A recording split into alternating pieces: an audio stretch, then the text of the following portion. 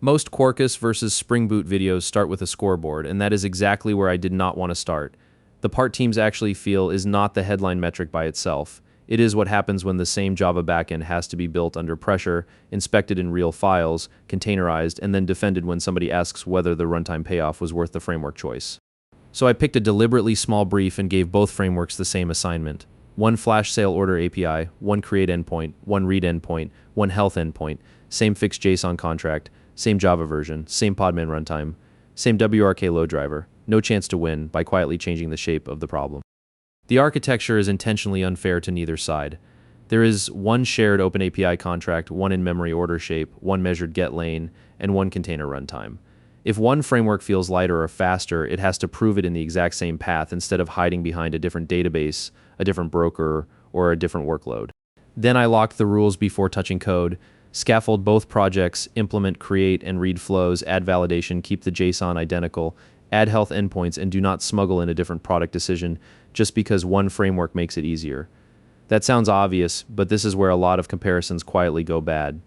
The moment one side gets a simpler payload or a different runtime target, the whole video becomes theater. The first surprise is emotional, not numeric. Spring Boot feels like arriving at a prepared kitchen.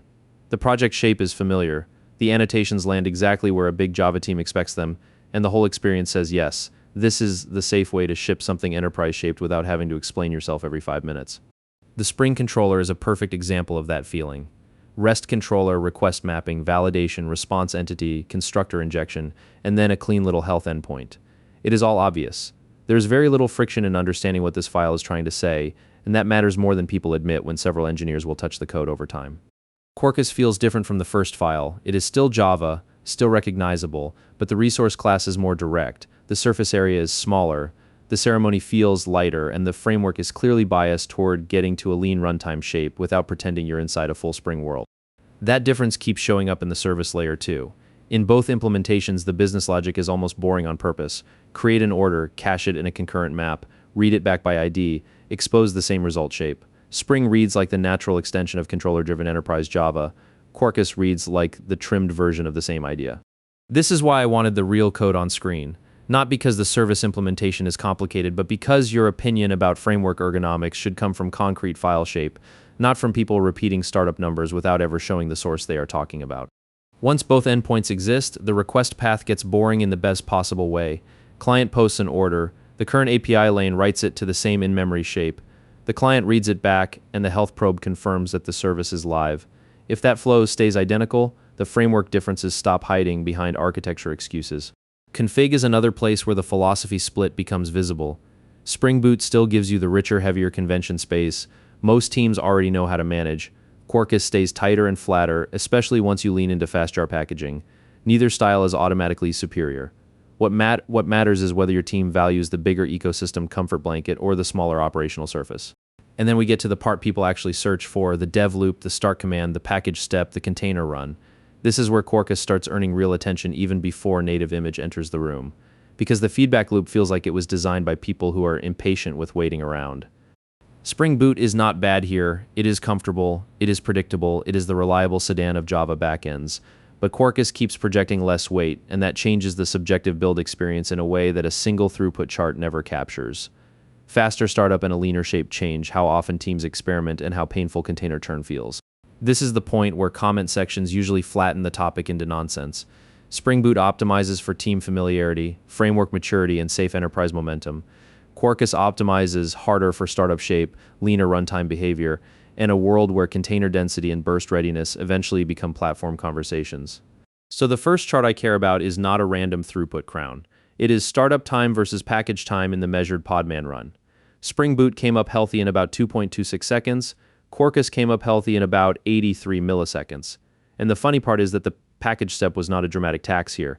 Spring built in roughly 3.5 seconds and Quarkus JVM built in roughly 3.15. That matters because it changes the usual internet framing. In this measured JVM lane, Quarkus did not win by asking for some absurd build sacrifice first. It started faster and still packaged cleanly in the same container workflow. That does not prove Quarkus always wins. It proves the trade-off is more favorable here than a lot of people assume. That is why I also wanted a distribution view instead of one sexy number. In this environment, WRK did not emit literal P95 lines. So I used measured P99 tail latency for the spread chart and labeled that caveat directly. Spring landed around 4.8 to 18.4 milliseconds on P99 across runs. Quarkus landed around 3.35 to 7.29. The important thing is not pretending we have cleaner precision than we actually do. It is showing the real tail behavior, honestly. Memory footprint is where Quarkus makes the more operationally interesting argument. In the measured container runs, Spring Boot sat around 312 megabytes of RSS, while Quarkus sat around 228. That is not a cute benchmark detail. That is the kind of difference platform teams start noticing when they are packing more services onto the same hardware envelope. The scaling scene is where the conversation gets more useful than generic cloud bill hand-waving. At 8 concurrent connections, Spring sat around 10,000 requests per second, and Quarkus around 15.7 thousand. At 32, Spring was about 13.6 thousand, and Quarkus about 28.5 thousand. At 64, Spring reached roughly 17.6 thousand, while Quarkus pushed past 33,000. That is not hype. That is the same tiny API under the same load driver pulling apart under more concurrency. But this is also where people overcorrect and declare Quarkus the universal winner. It is not.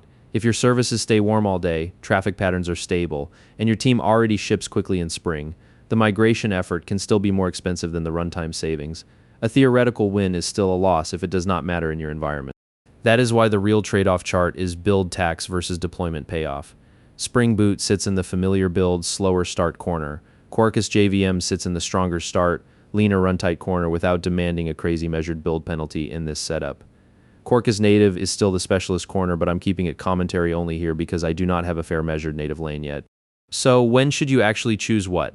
Spring Boot is still the safe default for warm, boring, profitable services and large teams that value familiar conventions over shaving every millisecond off startup. Quarkus JVM is the most underrated option here because it buys materially better, measured runtime behavior without forcing this video to hide behind imaginary numbers. Another way to say it is this. Spring Boot is the framework you justify replacing. Quarkus is the framework you justify adopting. That sounds subtle, but it changes the burden of proof inside a real engineering organization where migration cost is part of the architecture decision and not some footnote after the benchmark chart. And Quarkus native is still the specialist tool. It earns its keep when cold starts are product visible, when pod density changes platform economics, or when burst behavior is part of the business problem instead of a hypothetical future concern. But for this measured Podman JVM battle, the verdict is already useful without native. Spring Boot still wins the default enterprise argument because familiar momentum is real leverage. Quarkus JVM wins the runtime evidence argument because it started faster, handled more throughput, used less memory, and kept the tail tighter in the exact same lane. So if your last Quarkus versus Spring Boot search started from raw benchmark curiosity, here's the answer I think is actually useful. Do not choose by hype and do not choose by one chart. Choose by the bottleneck you really have.